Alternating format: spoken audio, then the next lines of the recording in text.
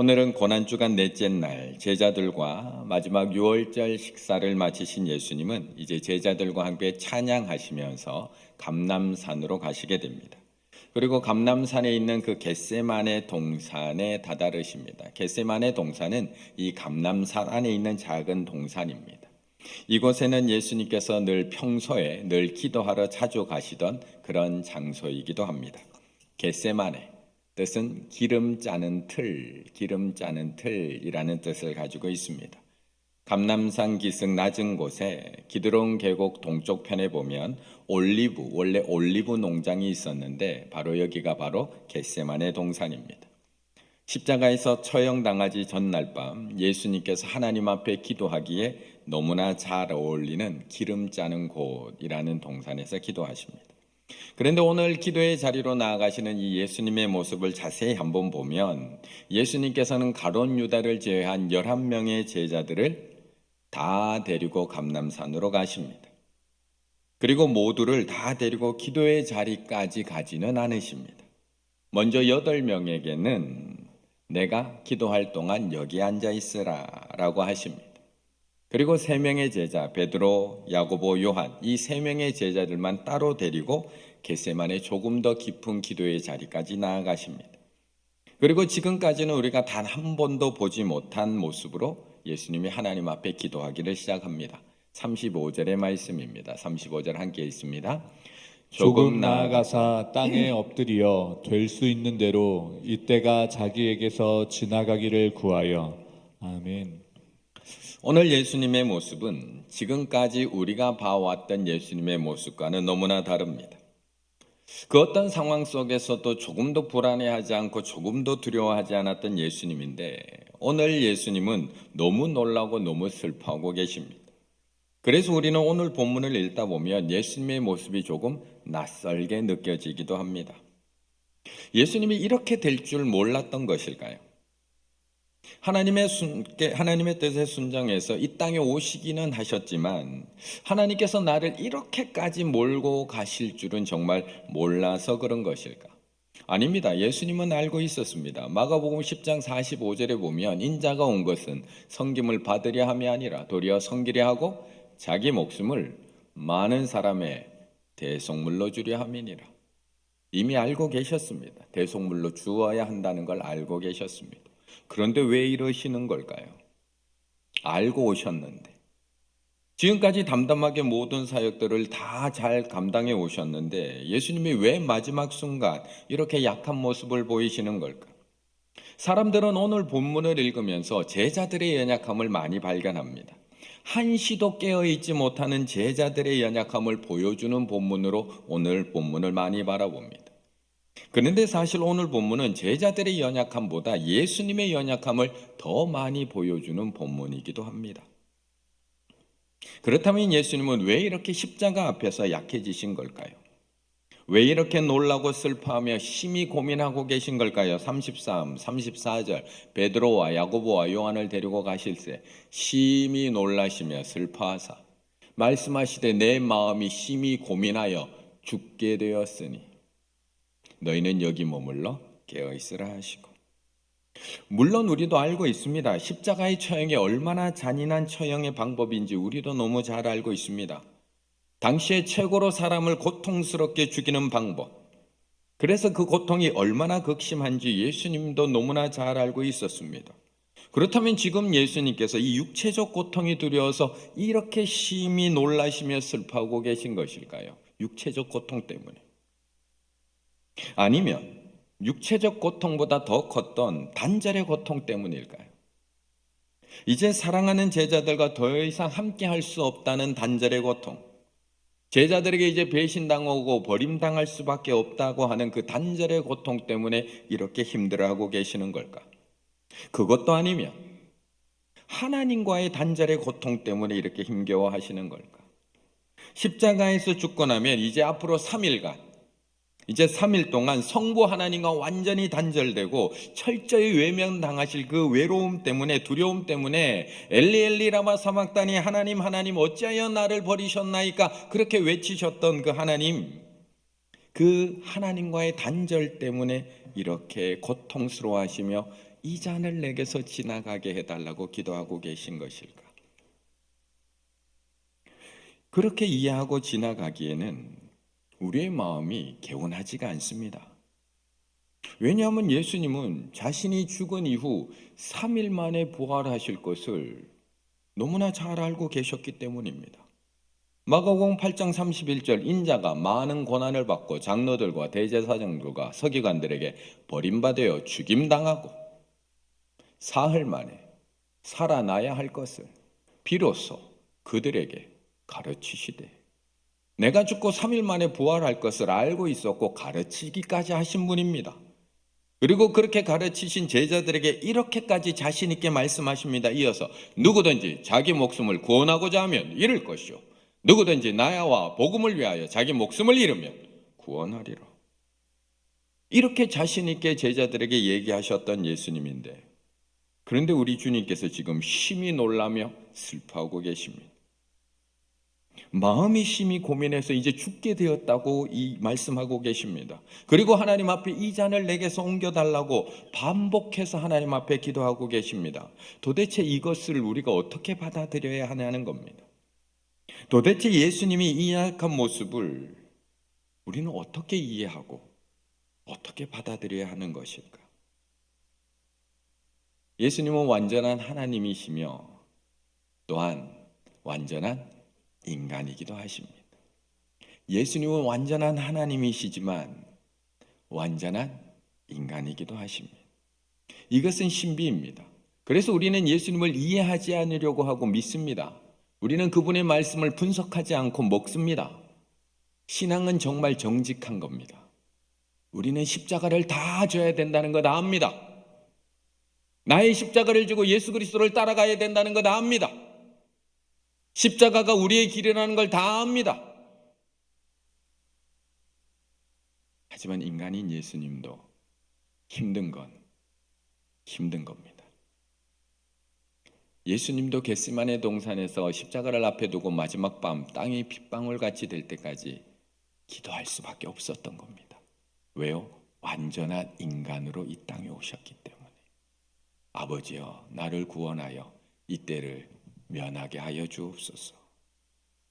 이 기도는 인간 예수로서 드리는 정직한 기도였다는 겁니다. 완전한 하나님이자 완전한 인간이셨던 예수님은 지금 완전한 인간으로서 하나님 앞에 기도하고 간구하고 있는 겁니다.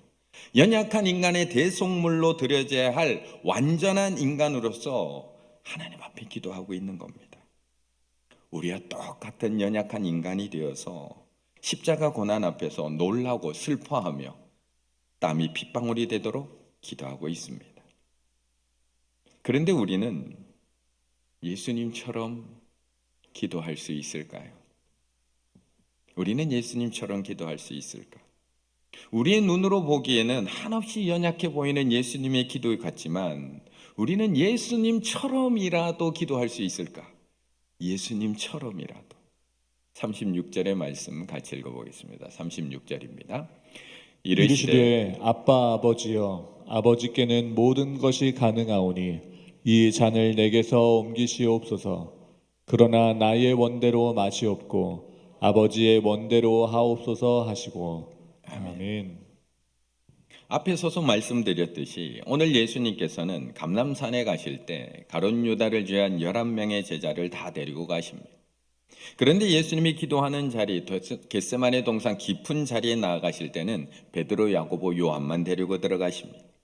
결국 겟세마네 동산 한켠에 남겨진 8명, 이 8명의 제자들에게는 예수님께서는 이렇게 부탁을 하십니다. 32절, 내가 기도하는 동안 너희는 여기 앉아 있으라. 내가 기도하는 동안 너희는 여기 앉아 있으라. 아니, 어떻게 이렇게 놀라고 슬프고 고민이 되는 순간 8명의 제자들에게 날 위해서 기도해 줘 라고 부탁하지 않으시고 내가 기도하는 동안 너희는 그냥 여기 앉아만 있어 라고 말씀을 하시는 걸까요? 그럼 왜 굳이 여기까지 데리고 오신 걸까요? 기도도 해주지 않고 크게 도움도 되지 않을 제자들인데, 특별 새벽 기도에 억지로 끌고 나와봤자 기도도 안 하고 그냥 멀뚱멀뚱 앉아만 있을 제자들인데 그래서 오늘 혼자 오셨잖아요. 그래서 안 데리고 오셨잖아요. 나와도 기도 안 할 거니까. 기도 안 할 사람 데리고 나오면 내가 더 힘들거든요. 억지로 깨우기도 힘들고 와서 옆에 앉아 있는 것도 힘들고 나는 기도 조금 더 하고 가고 싶은데 옆에 앉아서 가만히 앉아 있는 거 보기도 너 힘들고. 그래서 오늘도 혼자 오셨잖아요. 그런데 왜 예수님은 이런 제자들 굳이 여기까지 데려와서 앉혀놓으신 걸까? 그 이유는 이런 막대기와 같은 제자들도 결국 하나님께서는 변화시켜 사용하신다는 겁니다. 지금은 기도도 안 하고 지금은 멀뚱멀뚱 눈 뜨고 목사님 뭐 하고 있는가만 쳐다보고 앉아있는 아이들이지만 기도의 자리에 왜 와 있는지도 모르고 앉아있는 아이들이지만 어느 순간에는 하나님 앞에 쓰임받는 제자가 되어 있다는 겁니다. 어떻게 해요? 지금 이 8명의 제자들이 나중에 초대교회의 기둥이 되고 기도하는 사람이 되고 예수 그리스도의 십자가의 길을 따라가는 사람들이 되었다는 것만 봐도 우리는 그걸 알 수 있다는 겁니다. 그런데 8명의 제자들도 이렇게 와서 앉아 있기만 하지만 예수님처럼 기도하기는 참 어렵습니다. 아직 아무것도 모르는 8명의 제자들, 예수님처럼 기도할 수 없습니다. 그런데 이거는 8명의 제자뿐만 아닙니다. 예수님을 따라 겟세마네 동산 깊이까지 나아갔던 3명의 제자들도 마찬가지입니다. 34절 말씀하시되 내 마음이 심히 고민하여 죽게 되었으니 너희는 여기 머물러 깨어있으라 하시고 이 3명에게는 깨어있으라고 하십니다. 기도해달라고 하십니다. 그렇다면 이들은 깨어서 기도했을까? 예수님이 이렇게 놀라고 슬퍼하며 기도하는 자리에 가장 가까이 나아갔던 이 3명의 제자들 깨어서 예수님을 위해서 기도했을까? 아니라는 겁니다. 37, 40, 41절 내가 1시간도 깨어 있을 수 없더냐? 다시 오사 보신즉 그들이 자니 이는 그들의 눈이 심히 피곤합니다. 피곤하시잖아요. 3번째 오사 그들에게 이르시되 이제는 자고 쉬라 그만되었다. 이런 제자들의 모습에 비하면 지금 4일째 이 자리에 나와 앉아 계신 우리 성도님들, 우리 충일의 가족들, 오늘까지도 기도의 자리에 나오신 우리 성도님들이 더 대단하신 분들입니다. 우리는 안 피곤한가요?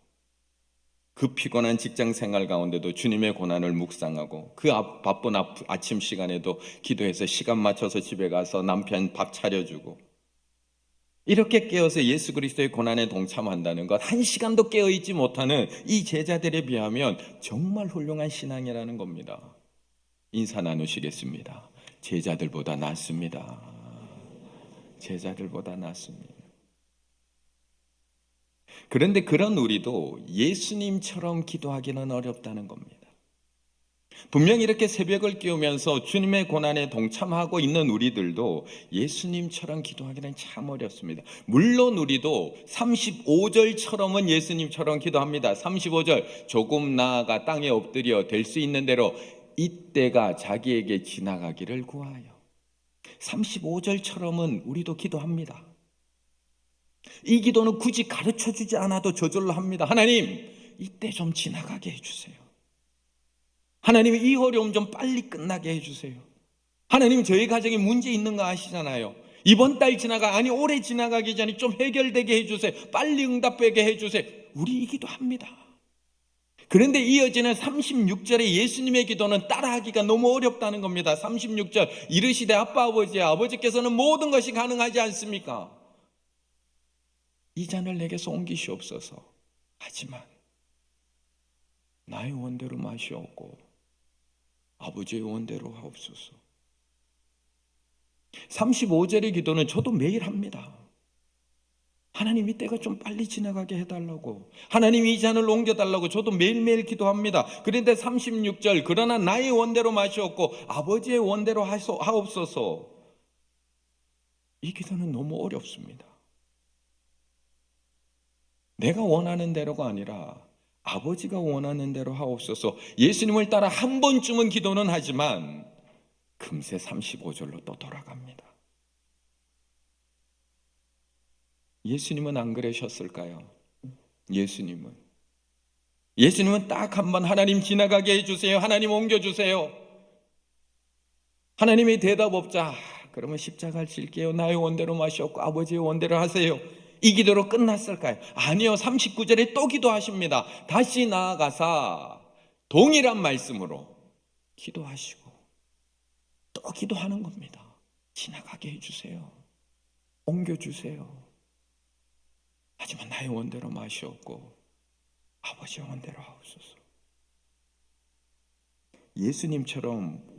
예수님도 우리처럼 기도하고 또 기도하십니다. 인간의 몸을 입고 이 땅에 오신 예수님도 십자가의 고난 앞에서 이 고난이 빨리 지나가게 해달라고 기도하고 또 기도할 수밖에 없었습니다. 그런데 우리는 예수님처럼 이렇게 기도하는 것도 너무나 힘들지만 예수님처럼 아버지의 뜻에 순종하기는 더 힘이 듭니다.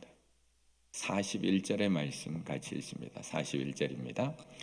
세 번째 오사 그들에게 이르시되 이제는 자고 오시라. 그만 되었다. 때가 왔도다. 보라, 인자가 죄인의 손에 팔리느니라. 아멘. 아니, 아들이 이렇게 아버지에게 간절히 기도하면 하나님도 응답해 주셔야 되는 것 아닌가요? 이렇게 땀이 핏방울처럼 되도록 하나님 앞에 온 마음을 다해서 기도하면 하나님의 마음 조금은 바꿔주셔야 되는 것 아닌가요? 한 번 기도한 것도 아니고 이렇게까지 간절한 마음으로 기도하고 또 기도했다면 하나님도 뭔가는 좀 움직여 주셔야 되는 것 아닌가? 그런데 하나님은 여전히 침묵하십니다. 하나님은 여전히 예수님의 계속되는 기도에도 아무런 응답이 없습니다. 어떻게 해야 되는 걸까요? 우리는 이런 하나님의 조용한 침묵 앞에서 그럼 도대체 우리는 어떻게 해야 되는 걸까요? 어떻게 하시겠습니까? 이런 하나님의 침묵에 대해서 오스왈드 챔버스 목사님은 그의 책에서 우리에게 이렇게 이야기합니다. 조금 길지만 제가 한번 읽어드리겠습니다. 10월 11일 주님은 나의 최고봉이라는 책은 365일 묵상집입니다. 10월 11일 하나님의 침묵. 하나님께서 당신에게 침묵하실 만큼 당신을 신뢰하십니까? 신뢰하는 사이에는 사실 많은 말이 필요 없습니다. 하나님께서 당신께 침묵하실 만큼 당신을 신뢰하십니까? 하나님의 침묵엔 큰 의미가 담겨 있으며 하나님의 응답이기도 합니다.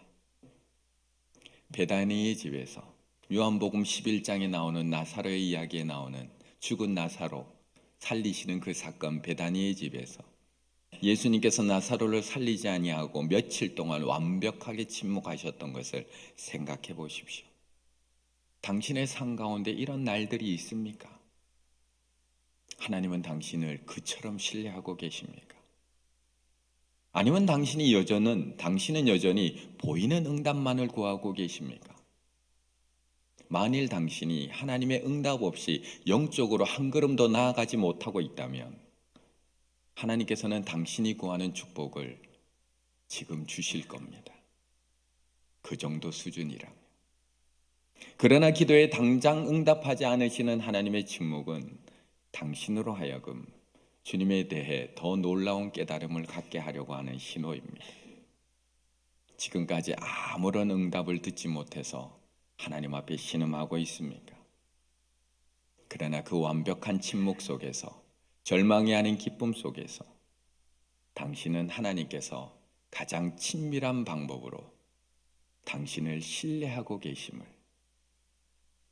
침묵으로 당신을 신뢰하고 계심을 발견하게 될 겁니다.